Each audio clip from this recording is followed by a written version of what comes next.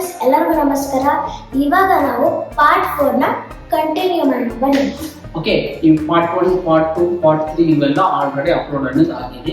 ಅವು ಎಲ್ಲಾನು ನೋಡ್ಕೊಂಡು ಈ ಪಾರ್ಟ್ 4 ಅನ್ನೋದು ಕಂಟಿನ್ಯೂ ಮಾಡಿ ಅವಾಗ ಈ ಕಥೆ ಏನನ್ನೋದು ನಿಮಗೂ ನೀಟಾಗಿ ಆಗುತ್ತೆ. ಸ್ಟಾರ್ಟ್. ಹೋದ್ನಾ ಹಾವು ಸಿಕ್ಕಿತ್ತು. ಮತ್ತೆ ರಿಟರ್ನ್ ಬರಬೇಕಾದ್ರೆ ಹಾವು ಸಿಕ್ಕಿತ್ತು. ನನ್ನ ಸ್ಥಿತಿ ಕೇಳ್ಕೊಂಡು ಬಂದ ಅಂತ ಕೇಳ್ತು ಆ ಹುಡುಗನ್ನು ಶಿವನ ಹತ್ರ ನನ್ನ ಪ್ರಶ್ನೆಗೆ ಉತ್ತರ ಕೇಳ್ಕೊಂಡು ಬಂದಿದೆಯಾ ಅಂತ. ಅವಾಗ ಕೇಳಿಕೊಂಡು ಬಂದೆ.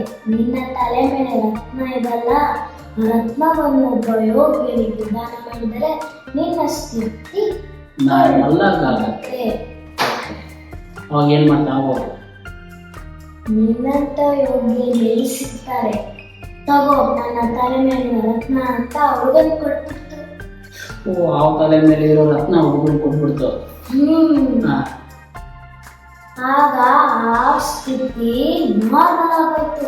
ಅಂದ್ರೆ ಹೊರಗಡೆಗೆ ಹೋಗ್ಬೋದು, ಆಟ ಆಡ್ಬೋದು, ಕುಂದಾಡ್ಬೋದು. ಅದು ಹಾವು ಅಂತ ಹೋಗ್ತು, ಆಟ ಆಡ್ತಾ ಇರುತ್ತೆ, ಖುಷಿಯಿಂದ ಇತ್ತು.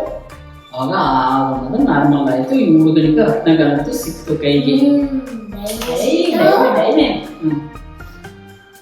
ಮುಂದೆ ಹೋದ. ಮತ್ತೆ ಮುಂದೆ ಕುಂಟ ಸಿಕ್ತ. ಹೌದಲ್ವಾ? ನನ್ನ ಪ್ರಶ್ನೆ ಕೇಳ್ಕೊಂಡು ಬಂದ ಶಿವನ ಹತ್ರ ಅಂತ ಕೇಳ್ದ. ಹುಡುಗ ಕೇಳ್ಕೊಂಡು ಬಂದೆ. ಆಗ ನೀನು 64 ವಿದ್ಯೆ ಇದೆಯಲ್ಲ, 64 ವಿದ್ಯಾ ಅದು ಯೋಗ್ಯನಿಗೆ ದಾನ ಮಾಡಿದರೆ ನಿನ್ನ ಕಾಲ ಸರಿ ಹೋಗುತ್ತೆ ಅಂತ ಹೇಳಿ. ಓಕೆ, ಈ 64 ವಿದ್ಯೆಗಳನ್ನು ಕುಂಪು, ಕರಾಟೆ ಎಲ್ಲ ಡ್ಯಾನ್ಸ್ ಗೀನ್ಸ್, ಹಾಡು ಗೀಡು ಎಲ್ಲಾನು ಅವ್ರಿಗೆ ದಾನ ಮಾಡಬೇಕು. ಆಮೇಲೆ ನಿನ್ನಂತ ಯೋಗ್ಯ ಹುಡುಕಿದರೂ ಸಿಗುವುದಿಲ್ಲ ಎಂದು ಆಗ 64 ವಿದ್ಯೆಗಳನ್ನು ದಾನ ಮಾಡ್ದ. ಓಕೆ, 64 ವಿದ್ಯೆಗಳನ್ನ ಆ ಹುಡುಗನ ಕಣ್ಣಲ್ಲಿ ಕಳಿಸ್ಕೊಟ್ಟ. ಓಕೆ, ಆಗ ಕಾಲು ಬಂದೇ ಬಿಡ್ತು. ಆವಾಗ ನಾರ್ಮಲ್ ಆಗೈತೆ ಕಾಲು. ಅವಾಗ ಜೋರಾಗಿ ಕಿರ್ಚಿ ಬಿಟ್ಟ. ಓಕೆ, ಆ ವಿದ್ಯೆಗಳೆಲ್ಲ ದಾನ ಮಾಡಿದ್ರಿಂದ ಆ ಕಾಲಕ್ಕೆ ಬಂದು ಅವಾಗ ಖುಷಿಯಿಂದ ಜೋಶಿಂದ ಆ ಹುಡುಗ ಕಿರ್ಚಾಡ್ಕೊಂಡು ತಿರುಗಾಡಿಬಿಟ್ಟು ಬಂದ. ಅವರು ಕುಂಟ ಹುಡುಗನಿಗೆ ಧನ್ಯವಾದ, ನೀನೇನಿಲ್ಲ ಅಂದ್ರೆ ನನ್ನ ಕಾಲು ಹಿಂಗೆ ಬಿಡ್ತಿತ್ತು ಅಂತ ಅವನಿಗೆ ಥ್ಯಾಂಕ್ಸ್ ಅಂತ ಹೇಳ್ದ.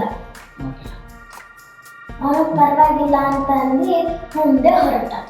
ಮುಂದೆ ಅವಾಗ ಆ ಹುಡುಗ ರತ್ನಗಳನ್ನು ಸಿಕ್ತು, ವಿದ್ಯೆನೇ ಸಿಕ್ತು. ಹಿಂದೆ ಹೋದ, ರಾಜನ ಸಿಕ್ತ. ಹೇ ಹುಡುಗ, ನನ್ನ ಪ್ರಶ್ನೆ ಕೇಳ್ಕೊಂಡು ಬಂದ ಅಂತ ಕೇಳ್ಬಿಟ್ಟ.